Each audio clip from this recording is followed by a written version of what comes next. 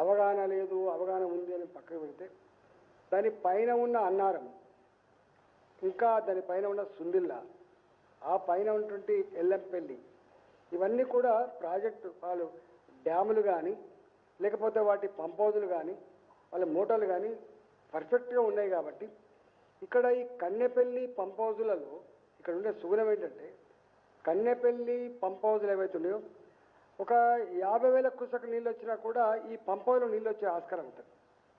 ఇప్పుడు 90,000 లక్ష క్యూసెక్ నీళ్ళు పోతున్నాయని అంటున్నారు. కాబట్టి మీకు తెలిసి ఎలినినో వచ్చింది, భయంకరమైన కరువు రాబోతుందని చెప్పి అంటున్నారు.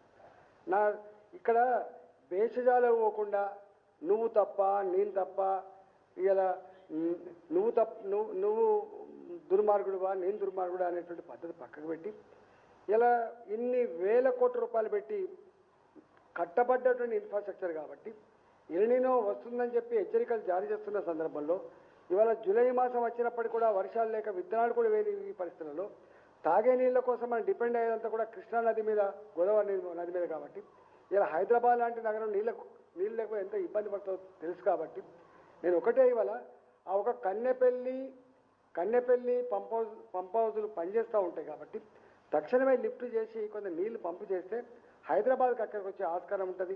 కొంత గొడ్డు గోదకు నీళ్ళు అక్కడికి వచ్చే ఆస్కారం అయితే తప్పకుండా ఉంటుంది.